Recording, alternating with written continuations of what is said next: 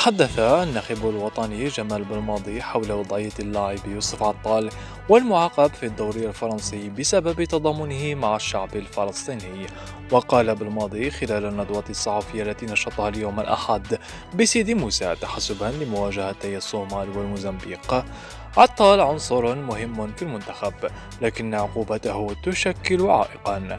وأضاف مدرب الخضر: يجب أن نقف مع عطال دون المساس بمصلحة المنتخب. ومن جهة أخرى، فيما يتعلق بثنائي يوسف بلايلي وياسين إبراهيمي، والذي أثار غيابه عن الخضر الكثير من الجدل، وذلك بسبب تألقه المستمر رفقة مولودية الجزائر والغرافة على التوالي. صرح المدرب: إذا استدعيت عمورة وشيبي، أين أضع إبراهيمي وبلايلي؟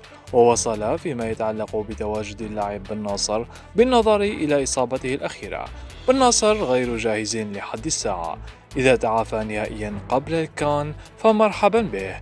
وبهذه التصريحات أغلق بالماضي نهائيا ملف عودة يوسف بلايلي وياسين إبراهيمي إلى الخضر، على الأقل في الفترة الحالية، مع اقتراب موعد نهائية كأس أفريقيا.